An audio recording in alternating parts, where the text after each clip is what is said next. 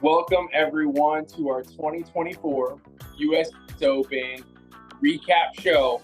I have Paul Scott coming to you live from Omaha, Nebraska. Matt Berkey, my good friend, coming from Point Pleasant. Matt, the coolest dad, by the way. Matt, how was your Father's Day? Hey, we had a great day. Church in the morning, watching golf, family dinner in the evening, talked to father-in-law. It was awesome. What about you, Paul? You're traveling all over the United States. You're just a world traveler these days. How was your day?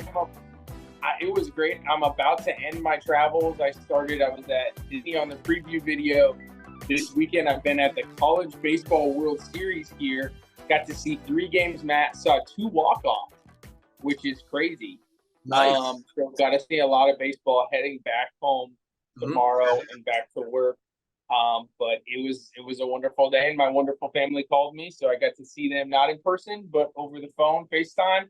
And I got to see the very end of the tournament. I didn't watch too much of it, but the end was crazy, Matt. Can you just recap it a little bit for us? So the end was really a flip for both golfers, or could I say a microcosm of the entire day. Rory started off hitting every fairway, most greens, and he dropped some 20-footers, 25-footers. He was making everything, and made up that 3-shot deficit on Bryson really quick. Meanwhile, Bryson could not hit a fairway to save his life. He was like you and me out there, man. Sand right, sand left. Then he was hacking up near the green, rarely on the green. And all day, Bryson was chip and make like the 5 to 10 foot putt. He was just grinding out pars all day when Rory was clean, fairway, green.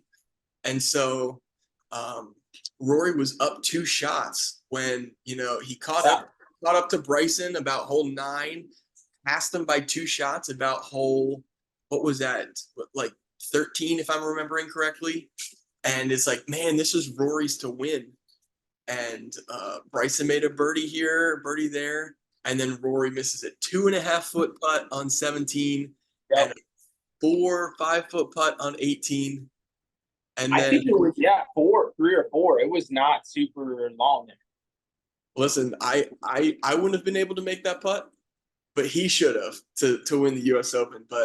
And then if you were watching Paul, you saw Bryson's final bunker shot because he did the same. Yanked his drive on 18, which he'd been doing all day, hacks out to a bunker 55 yards out, and then takes it home from what you saw from there.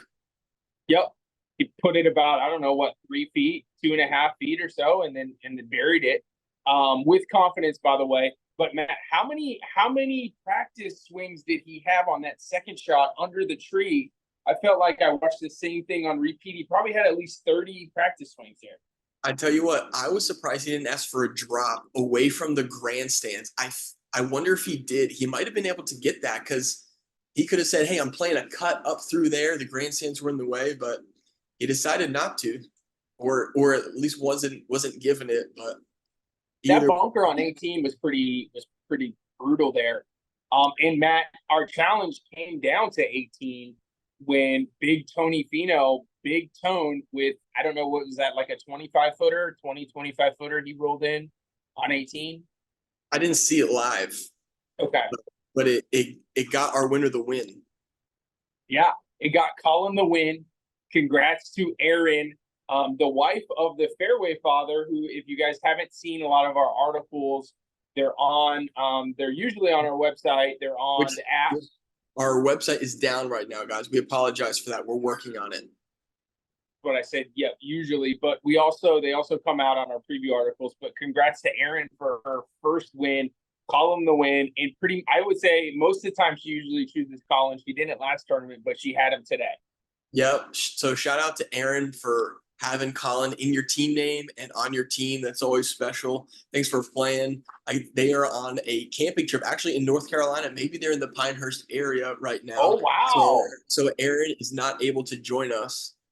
Maybe she can send in a video later to gloat over her husband. I hope they're having a great time. Great job, Erin. Congrats on that. So thanks for playing and thanks for winning. So yeah, to round out our top three, Paul, we had Bushwhacker, my cousin Brad, who's been having a pretty good season so far as well. He was right Who's on there. on one of our videos for his hole in one. Yeah. He and Jacob had very similar teams. Jacob was third. So they had very similar teams with those tier 3 golfers, including Bryson that did great, but just not enough today on Sunday to push them over the edge. Paul, shout out to ourselves with a little tie 6. And where were you at, Paul? I fell off. You fell off. Okay. I was up there, but I did the choose 8. I ended up at T25. I was in the top 10 all week, but just, you never know with those choose 8 guys, Matt. My dad was at the top. My dad was like Rory. He had a great 3 days and then fell off right at the end. Shout out to a first timer, Jay Lehman, par for the course. He came in tied second, 4th overall as a first timer. So listen, you just got lucky, Jay. All right, it's not this easy all the way. So it's gonna get, but great job. It's definitely and Matt. Speaking of Brad, how about Brad's dad this week, Gordon? So the Three-Putt Award, my favorite one to give out, goes to Breakfast Ball Please. Brad's dad, Gordon. And Paul, if I remember correctly, the whole name Breakfast Ball Please came after he, in fact, won his first Three-Putt Award. That he then changed his name to Breakfast Ball Please. So what should his name be now? I think it should be Breakfast Ball Please, Please. Or please and thank you, or something where we add on to it. And that, Matt, that would be interesting if we start tracking, because everyone knows we track the season and career wins. What if we track Three-Putt Award? We should start. We can go back and look at our standing to track those Three-Putt Awards. But either way, Gordon, thanks for playing. You're a faithful player. Hope you had fun despite being at the bottom. Listen, there's nowhere up but here. You were only one stroke. You were only one shot away from tying Detective Gillis. If that brings you any encouragement, so awesome. And may I add, Matt, if anyone went out and chose straight chalk, which is the top player, the number 1 player, the top player from tier 2, tier 3, and tier 4, they would have ended with the same score as Breakfast Ball Please at +6. So this was not an easy week. So talking about straight chalk from the classic format, for each tier, you take the highest of each tier. Paul, our past 6 winners have all chosen the classic format. As we saw, Brad and Jacob were near the top with those tier 3, those 6 tier 3 golfers, but our last 6 winners have all been classic. So something to keep an eye on as you're picking your team. Although it's fun to pick those other options, and many times they do well, normally the winner comes from classic. So we'll see. I don't know if there's anything to that. It might flip. Yeah, I think the British Open, or the Open as some people call it, could be a little different. I a lot of times like to mix it up just to have more players just to root for. It's kind of fun over the week. So you're right. My personal strategy is the Masters. I like those tier 3 golfers, and then the British Open. I like typically more golfers as well if I'm able, but we'll see. It'll be fun. So, Paul, you have any info on the British Open, or the Open as it's now commonly known as? Yeah, that we'll definitely probably debate that on the Open preview show, British Open preview show. But July 14th to the 21st, it's at Royal Troon. Matt, do you remember who the battle was the last time it was at Royal Troon? Was that Stenson and Phil? Yes, the Stenson and Phil, a great battle. Maybe we will get like a Scotty and Bryson battle, or a Colin Rory or something. I hope we see some kind of battle. I'm not sure. I'm sure we'll talk about it in our next preview. I don't know how Rory comes back from this, but I hope he does. But it's too fresh, man. Too fresh. We'll see. Man, crazy. I